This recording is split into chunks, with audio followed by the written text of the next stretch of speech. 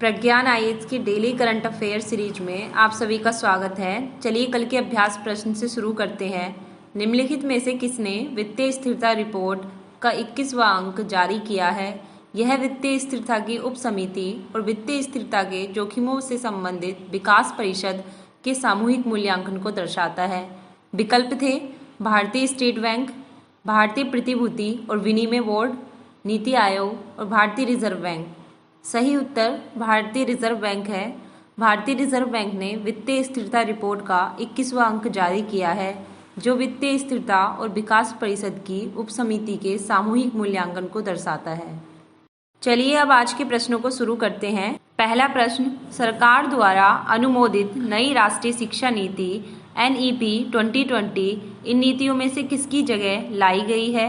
विकल्प है NEP 1990, NEP 1986, NEP 1980 और NEP 1999। सही उत्तर NEP 1986 है।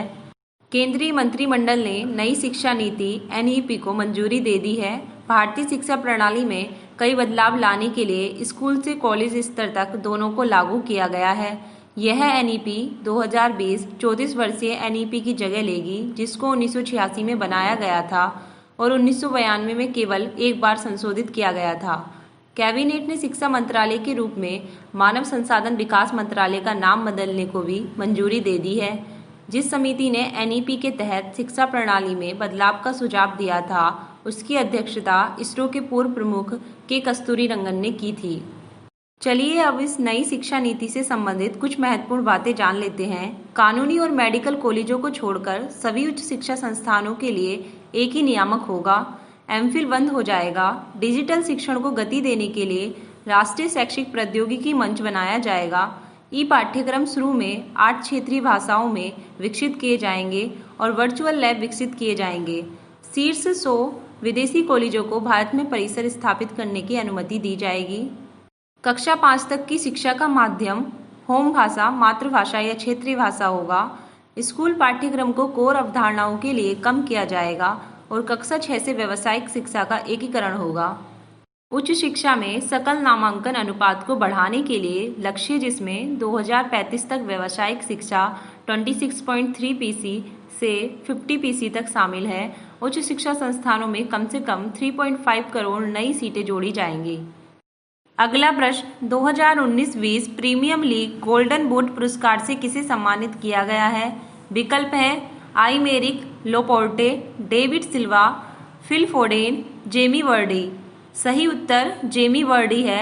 फुटबॉल में लीसेस्टर सिटी के स्ट्राइकर जेमी वर्डी ने 2019-20 प्रीमियम लीग गोल्डन बूट पुरस्कार जीता है, जिसे प्रीमियम लीग में अग्रणी गोलकीपर को प्रस्तुत किया जाता है। 33 वर्षीय वर्डी 23 गोल के साथ सीजन खत्म करने के बाद शीर्ष स्कोरर बनी है। वह नोवे इंग्लिश खिलाड़ी होने के साथ साथ अवार्ड जीतने वाले सबसे उम्र दराज खिलाड़ी और लीसेस्टर सिटी के पहले खिलाड़ी हैं। इसके अलावा मैनचेस्टर सिटी के ब्राजीलियाई कीपर एडरसन ने प्रीमियम लीग का गोल्डन ग्लोब पुरस्कार जीता है, जो कि गोलकीपर को सीजन के दौरान सबसे अधिक साफ चादरों के साथ दिया जाता है। उन्होंने सीजन के दौरान 16 क्लीन शीट एकत्रित की हैं। चलिए अब अगला प्रश्न देखते हैं। डेयर टू ड्रीम 2.0 किस संगठन द्वारा शुरू की गई एक अभिनव प्रतियोगिता है? विकल्प हैं NPCI, DRDO, इसरो और मानव संसाधन विकास मंत्रालय। सही उत्तर DRDO है, यानी रक्षा अनुसंधान और विकास संगठन की घोषणा की है कि एक अभिनव प्रतियोगिता का शुभारंभ, जिसका नाम 2.0 सपना हिम्मत को 27 जुलाई 2020 पर पूर्व राष्ट्रपति डॉक्टर APJ अब्दुल कलाम की 5वीं पुण्यतिथि पर शुरू किया गया है। रक्षा और एरोस्पेस प्रौद्योगिकी में नवाचार के लिए भारतीय नवाचारियों और स्टार्टअप को बढ़ावा देने के लिए डेयर टू ड्रीम 2.0 को एक खुली चुनौती के रूप में शुरू किया गया है। प्रतियोगिता के बारे में विस्तृत जानकारी जल्द ही उपलब्ध कराई जाएगी।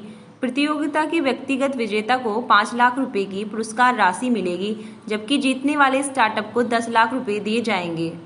अगला प्रश्न, पेटीएम मनी के नए मुख्य कार्यकारी अधिकारी के रूप में किसे नियुक्त किया गया है? विकल्प हैं वरुण श्रीधर, विजय शेखर शर्मा, A बाला सुब्रमण्यम, अश्वनी भाटिया।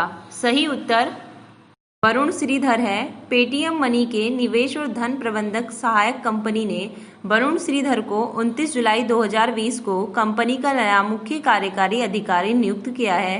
श्रीधर पूर्व एमडी और सीईओ प्रवीण जाधव की जगह लेंगे, जिन्होंने पेटीएम के प्रबंधन के साथ मतभेद के कारण स्टार्टअप से अपना इस्तीफा दे दिया था। वह पेटीएम के अध्यक्ष अमित नैयर को रिपोर्ट देंगे। चलिए अब अगले प्रश्न को देखते हैं।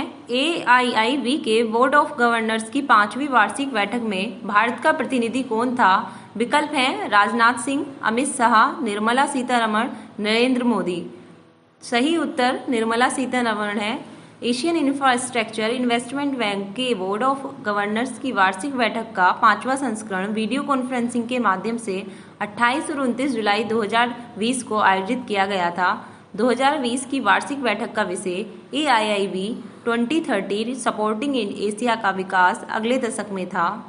वित्त मंत्री निर्मला सीतारमण जी ने नई दिल्ली में वीडियो कॉन्फ्रेंस के माध्यम से बैठक में भारत का प्रतिनिधित्व किया है। आइए अब अगले प्रश्न को देखते हैं। बांग्लादेश के खिलाड़ी काजी अनिक इस्लाम को डोप टेस्ट में फेल होने के लिए 2 साल का प्रतिबंध दिया गया है। वह किस खेल से संबंधित है? विकल्प हैं tennis, hockey, football and cricket. सही उत्तर क्रिकेट है। बांग्लादेश के राष्ट्रीय क्रिकेट बोर्ड एक सौंप दिया गया है कि युवा तेज गेंदबाज काजी अनिक इस्लाम को 2 साल के लिए प्रतिबंध किया गया है, क्योंकि वह 2018 में डोप परीक्षण में विफल रहे हैं। काजी ने 2018 में नेशनल क्रिकेट लीग गेम के दौरान प्रतिबंधित पदार्थ मेथाम्फेटामाइन के लिए सकारात्मक परीक्षण किया था। उनका प्रतिबंध 8 फरवरी 2019 से शुरू हो गया है। चलिए अब अगले प्रश्न को देखते हैं। पृथ्वी विज्ञान मंत्रालय द्वारा पृथ्वी प्रणाली विज्ञान में उत्कृष्टता के लिए राष्ट्रीय पुरस्कारों में 2020 के लिए लाइफ टाइम एक्सीलेंस अवार्ड किसे दिया गया है? विकल्प हैं professor Ashok Sahni, professor M Ravichandran, professor NV Chalapathi Rao, professor Chandrasekhar Sen. सही उत्तर प्रोफेसर अशोक साहनी है। पृथ्वी विज्ञान मंत्रालय ने वर्ष 2020 के लिए पृथ्वी प्रणाली विज्ञान में उत्कृष्टता के लिए राष्ट्रीय पुरस्कारों की घोषणा की है। पुरस्कार हर साल 27 जुलाई को पृथ्वी विज्ञान फाउंडेशन दिवस के अवसर पर मंत्रालय के लिए दिए जाते हैं। अपने अपने क्षेत्र में प्रत्येक विजेता का उत्कृष्ट योगदान life time excellence award professor Ashok Sahni को भूविज्ञान, कशेरुकी जंतु विज्ञान और बायोस्ट्रेटिग्राफी के क्षेत्र में उनके महत्वपूर्ण योगदान के लिए दिया गया है।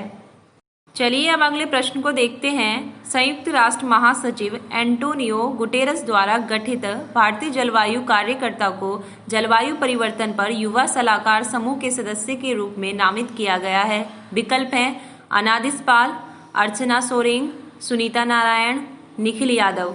सही उत्तर अर्चना सोरेंग है। भारत की जलवायु कार्यकर्ता अर्चना सोरेंग को संयुक्त राष्ट्र महासचिव एंटोनियो गुटेरस ने जलवायु परिवर्तन पर अपने नए युवा सलाहकार समूह का नाम दिया है।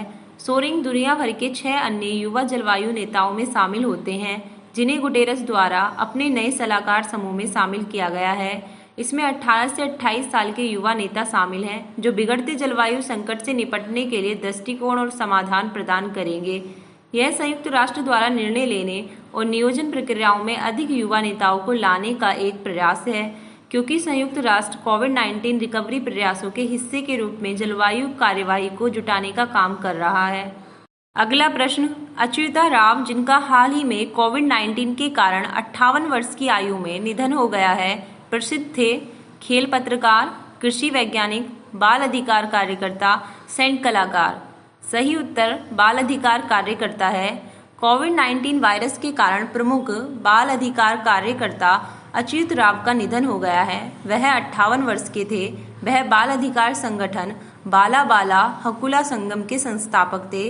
1985 में अपनी पत्नी अनुराधा के साथ उन्होंने श्री राव बाल अधिकारों के मुद्दों पर एक कथक कार्यकर्ता के रूप में कार्य किया था, जिसमें बाल श्रम, बाल विवाह और बच्चों पर विभिन्न अत्याचार शामिल थे और मीडिया ने ऐसे मुद्दों को लगातार पोस्ट किया था। चलिए अब आज के अभ्यास प्रश्न को देखते हैं। उस खिलाड़ी का नाम बताइए जिसने 2019-20 सीजन के लिए प्रीमियर लीग के गोल्डन ग्लोब पुरस्कार से सम्मानित किया गया है। विकल्प हैं Gabriel Jesus, Rodri, Eric Garcia, Anderson. अभ्यास प्रश्न के उत्तर को आप कमेंट बॉक्स में लिखकर दे सकते हैं। डेली करंट अफेयर सीरीज यहीं समाप्त होती है। धन्यवाद।